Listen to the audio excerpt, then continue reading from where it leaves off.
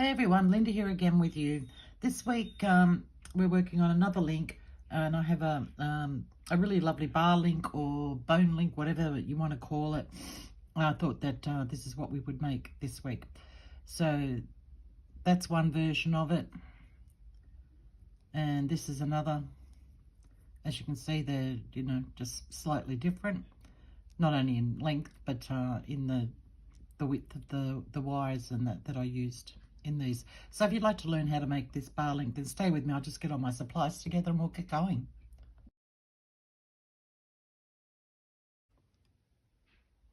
Okay, let's see if we can do this under the camera. Okay, I've got my piece of 22 gauge wire, and I folded it in half, so I've got a loop at the bottom. And I'm just going to grab any pair of pliers, it doesn't matter. I just want to twist an end on the end of that there, so it grabs into the chuck on the grill, and I'm just rolling things everywhere here. So I'm going to open up my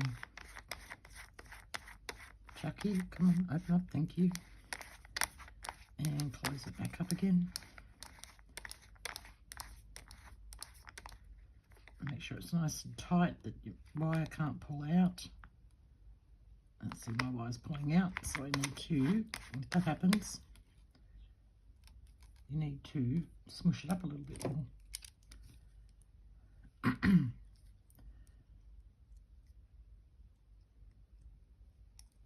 Make it a little bit thicker. Now that should stay in there, hopefully.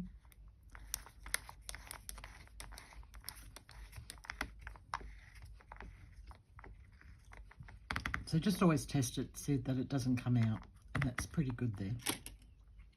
Then I'm going to grab a pair of, I'm going to use my round nose pliers so that I can hook it into the end of the loop like that. Like that. Okay, so I can't show this on camera, what I'm actually doing here, but I'm just holding it out straight and with a bit of tension on it. And I'm going to turn my drill on. Oops, don't go too fast to start with this.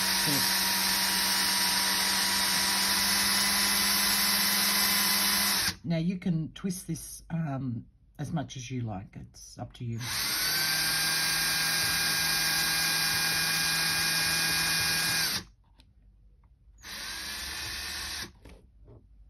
Okay, that looks pretty good to me. Take my pliers out, loosen this off, and then I'm going to double that over and pop that through there just so it helps to hold onto it like that. Pop it back into my drill, tighten it up again.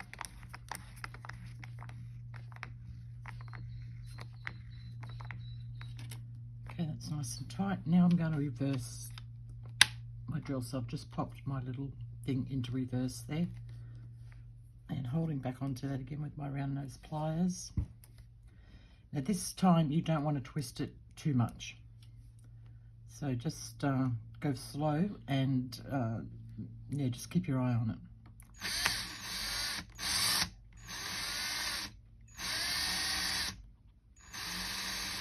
I'm almost where I want it. Now you could stop there. That looks quite nice there. That sort of looks like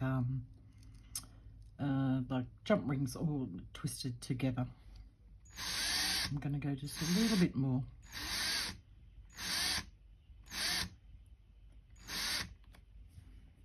Have a look at it. And maybe a little bit more. There you go. I think that looks pretty good. Take my pliers out, release my wire, just check it over. Yeah, that looks pretty good. What do you think? Okay, now I'm going to grab a piece of, and I cut a piece here. Where did I put it? There it is. 20 gauge wire. And I'm going to put it through that loop too so it holds on a little bit better. And just turn that end over. Better if you use pliers because it hurts if it sticks in you. it down a little bit. Open the chuck up. Sorry if you can hear that. That's Dave blowing his nose again. He never fails. Honest to God, though. Wouldn't matter what time of the day I did this video, he would blow his nose. So if you heard that, I'm sorry. Okay, now this one I'm going to grab a pair of fairly substantial pliers. So I've got my bent nose and they're quite heavy duty ones, these ones. So I'm going to grab the end of my loop here and my 20 gauge wire and hold that really firmly like that. Now it doesn't matter if this is in reverse or in normal, you know, whatever it's called. I'm not a drill expert, I don't know what it's called. So we're just going to do this again slowly. And my wire's getting caught on my camera here. Hold on, get that out of the way.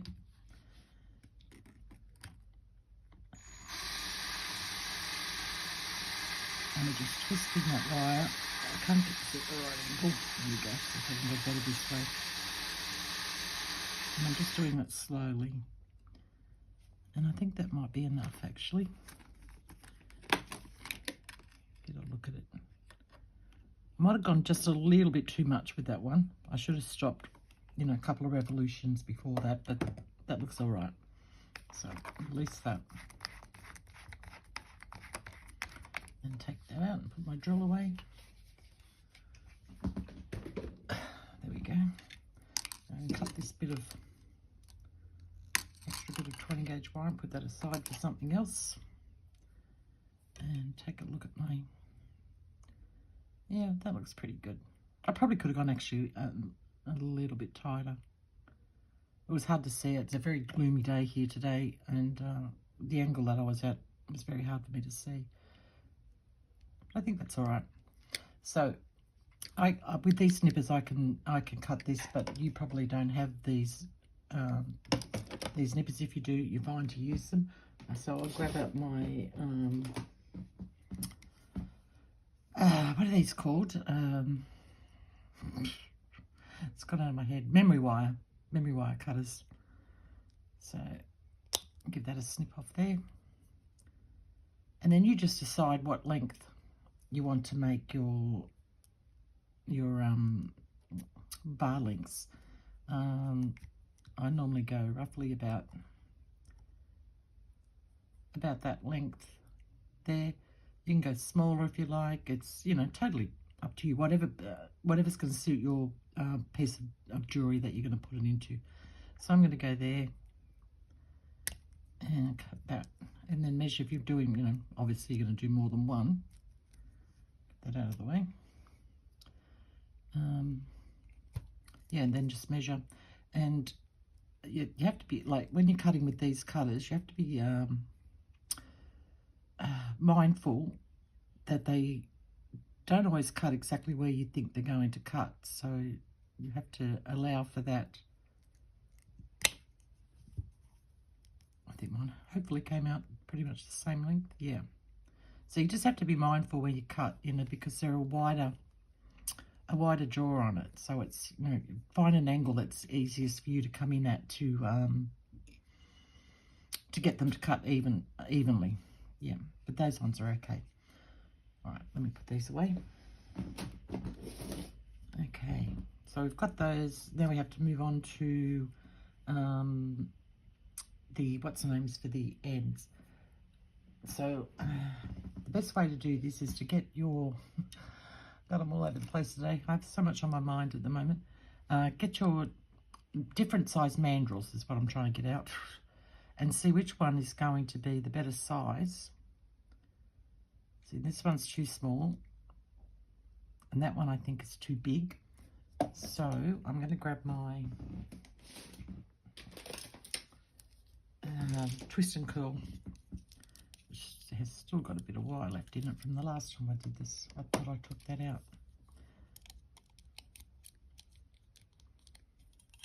Now, I don't throw these little bits of wire away. You can make a few jump rings out of that, so, you know, use it for whatever. So I'm going to use some 20 gauge wire.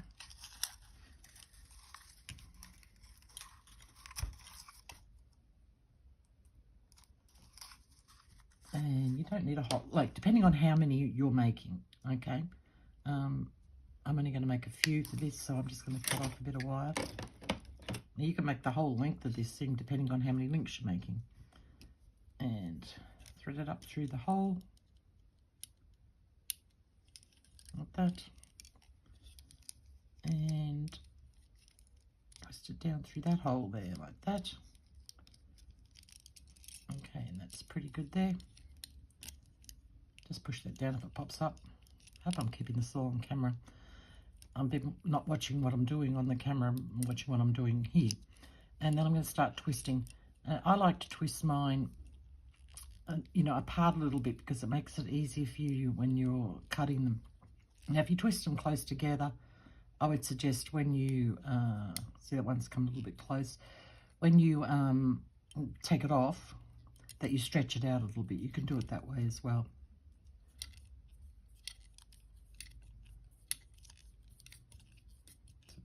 Get this going.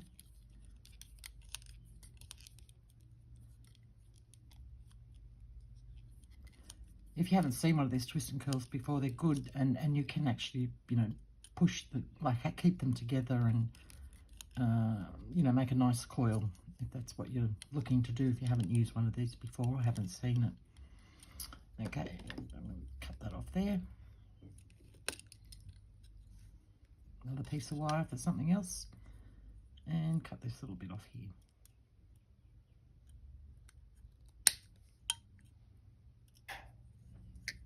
And take it off. So this should be, hopefully, just the right width. Okay, so already got a flush cut on that one there. So I'm going to grab my bent nose pliers, my fine bent nose pliers, grab the end of that little coil there and just bend it up. Just like that. You can fiddle around with that a little bit later.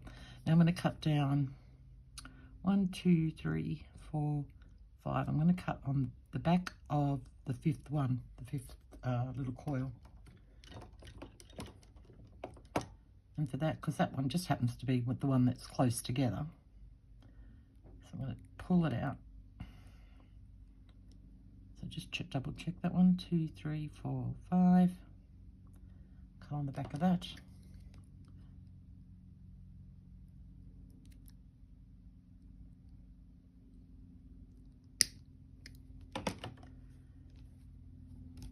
And I'll grab my flat nose pliers for this bit. Put that up there. So now all I need to do is just push those together. Now this is the easiest way I've found to do it. If you know a different way, or you know, I want people coming at me saying that I did it wrong or whatever. Nothing's ever wrong. You do it your own way. That doesn't have a flush cut on it there, so I didn't pay attention when I cut that. Whoops, come here. Just cut off a little bit. Yeah, so you do it whatever way suits you the best.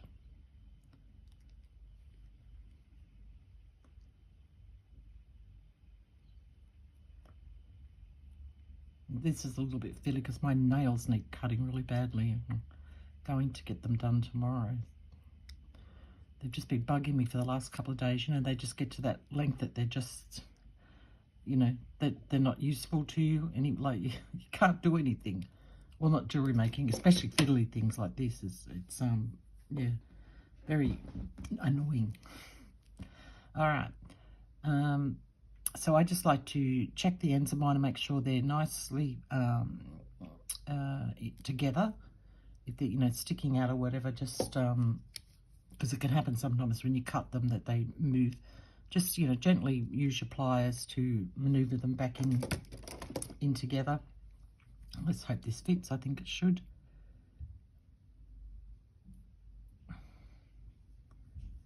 Okay. Now, obviously, it's a little bit hard to get on, but you need it to be a little bit hard. If it was too loose, it's going to be an absolute mess when you finish. And obviously, if it's too tight, you're not going to get it on at all. So it just needs to be just that little bit firmer. And it's just a matter of twiddling and twisting. And see, it's popped up through the center there. I've got a little bit too far. So what I want to do is bring it just down so you can just see the tip of those, the wires that we threaded through. You can just see those there, hopefully. And I'm going to grab my flat nose pliers. Now, I've seen people do this and they just press that bottom one in. I don't think that's secure enough because I actually had one come undone on a chain that I'd put together by doing that. That was like quite a while ago. So I like to press the top part in as well, so it's grabbing on there. You have to do this really gently because if you squeeze it too hard, you're just going to misshape the whole of your little end cap here. So we just want to do it really gently, little bit by little bit is my motto for this one. So I'm just coming in really softly, just little taps in. And then I'm going to come down to the bottom one where I can find him. Where is he? The little end, there it is there. I'm just going to move it up a little bit. And then I'm going to clamp him down. You can be a bit more vigorous with that one. And then I like to just go up and tidy them all up, straighten it.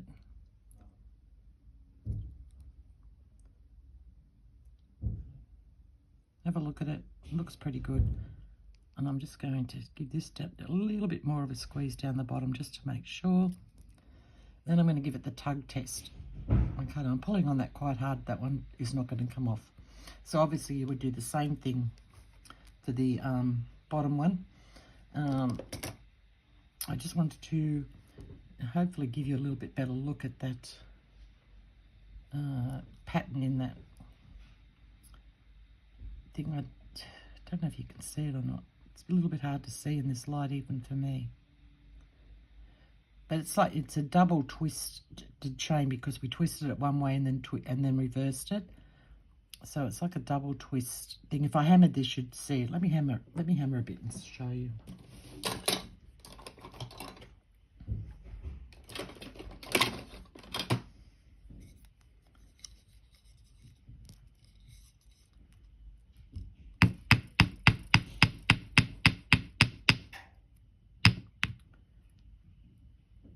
See what I mean about these nails? Let me